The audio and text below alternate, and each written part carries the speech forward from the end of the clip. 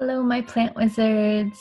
I thought I would check in with you. I'm so sad to miss our days together, but I thought I would read you guys a story and put together a little lesson plan that your parents can help you with if you're interested.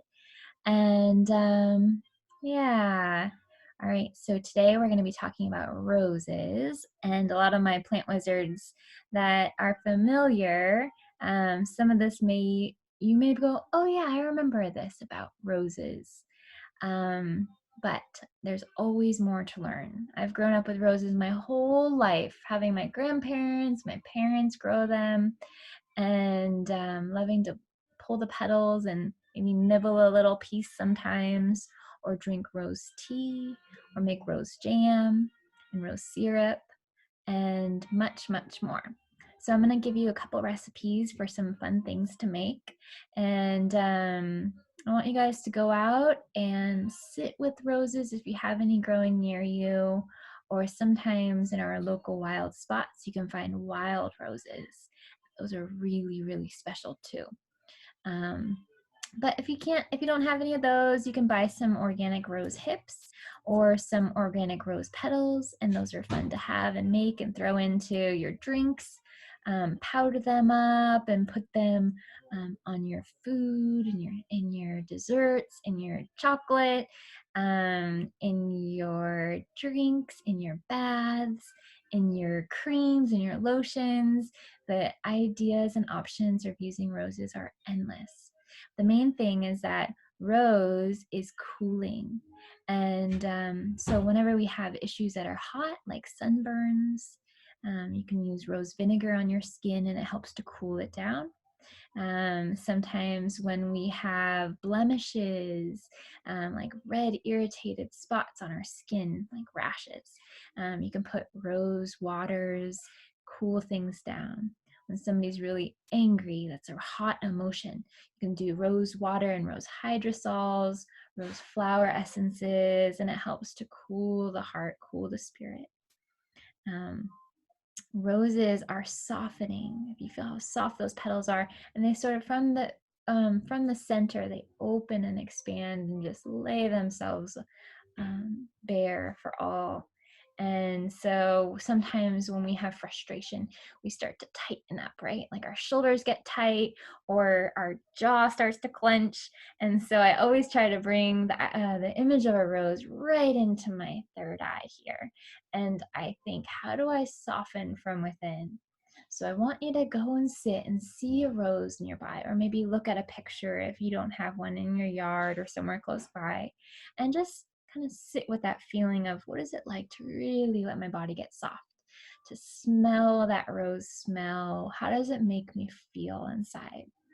Um, so those are a couple things. Roses have been used in our beauty products.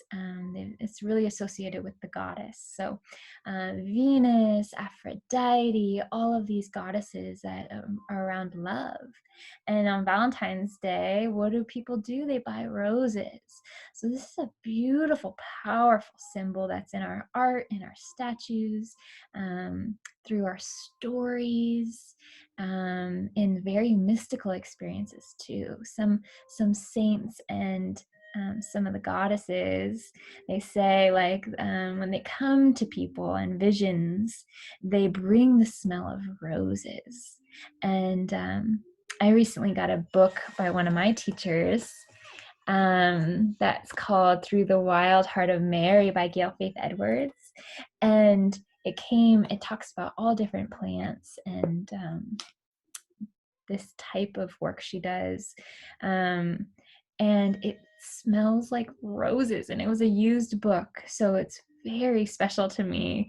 I think of my grandmother, and my grandmother always has these huge roses right out. So maybe your parents will let you either plant some rose seeds or get a little rose starter set and plant it in your yard and take care of it, so you will always have something beautiful to look at when you are kind of down or need some lifting up. I wanted to say a couple more things about the rose hips, which are the seeds. They're those small pods that kind of have some hairs at the top sometimes, and inside, if you crack them open, and you can go, if you have those rose hip pods, a lot of my plant wizards, we will find some rocks and something hard and smush them open and experiment with how many seeds are there inside, and can we spread those seeds around. So that's really fun. If you have some rose hip pods in your yard, maybe you can try to smash them open and take a look. I've detailed all of this in the lesson plan, so try and get a glimpse of that. And then I want to read you guys a story. Rose hips, you can, really good for this time, where they're really loaded with vitamin C, which is good for protecting you against colds and flus and viruses, and really gives you those good vitamins inside so you don't get sick. And when you do start to feel like you're getting sick, then start to bring in the rose hips. This is a really great way, and right now all the stores, there's not a lot of vitamin C out there, so rose hips is a really natural way that tastes delicious, and it's fun to make, and it's really great. So I'm going to read you guys a story now, and I hope that you're doing really well. Send me videos or pictures and of what you're making, and brew up some fun drinks and potions with a rose. All right, I'm going to share my screen now. Let's see. I think it's gonna be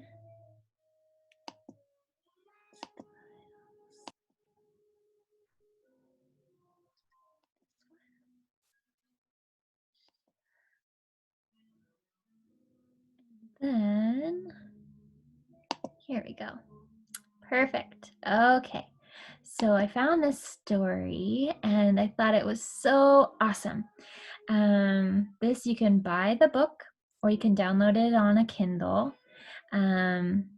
So I might have to slow down the process here. Oh no! Hold on, you guys. It's a learning curve. Let me see. Okay, here we go. So this is called Rosehip, and it's a very curious fairy by Persephone Vandegrift.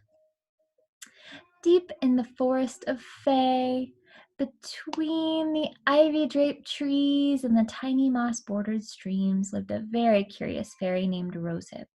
And Rosehip's job, just like her name, was to make sure that all the rosehip bushes blossomed properly.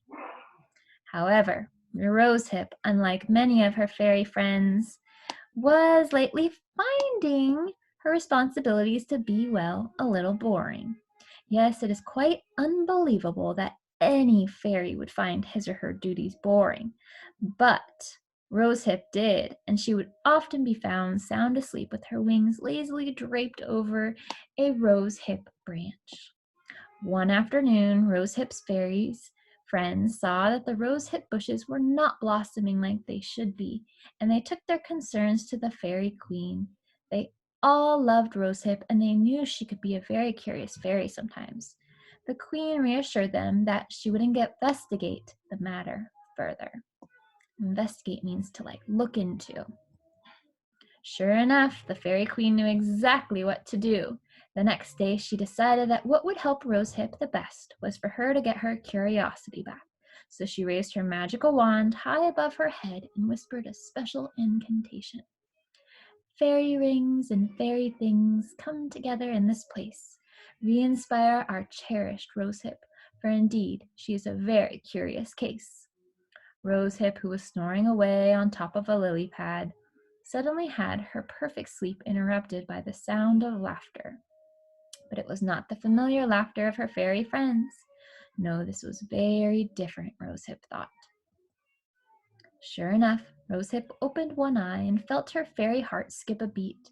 As clear as a fairy pond, standing just a few feet away from Rosehip, was a human girl. Curious, Rosehip whispered to herself. She quietly watched the girl skip from bush to bush, completely unaware of Rosehip's presence. But then Rosehip saw something that made her sit right up in shock. The girl started plucking handfuls of rosehips. Yes, rosehips, and dropping them into her basket. Well, Rosehip was beside herself with fairy exasperation. Just who did this human girl think she was interfering in her domain? Immediately curious, Rosehip fluttered towards the girl and attempted to distract her by buzzing around her ears. But the girl simply swatted at Rosehip as if she were nothing more than a bug. Needless to say, this dismissal really put Rosehip's fairy nose out of joint. Around and around she flew, pulling at the girl's hair and pinching her cheeks, all to no avail. Exasperated, Rosehip flopped down on a branch. She was about to give up until she got a very fairy idea. Rosehip reached deep into her pocket, brought out a handful of fairy dust, and tossed it under the girl's nose. Well, as soon as she did that, Rosehip realized it was a very bad fairy idea.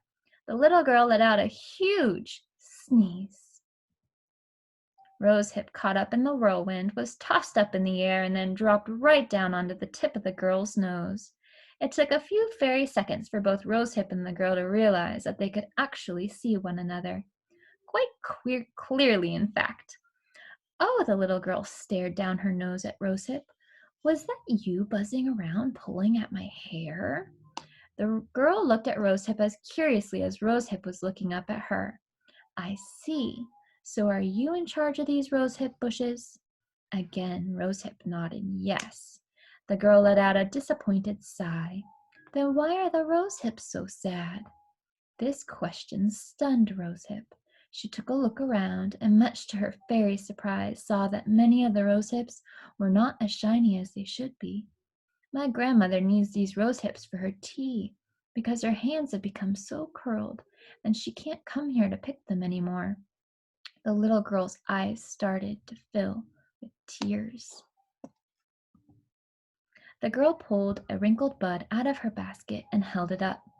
Indeed, Rosehip saw that it was not a happy bud and flushed with embarrassment at her mistake. The little girl sat down and looked forlornly into her basket. Rosehip knew what she had to do. She took out another handful of fairy dust and sprinkled it over the buds in the basket. The little girl's eyes grew wide with delight as she watched the buds plump up with new life. Rosehip flicked her wings, darted into the air, and sprinkled more fairy dust on every bud. Soon the whole place was aglow with tiny pink lights. Happy with her handiwork, Rosehip landed on a nearby branch.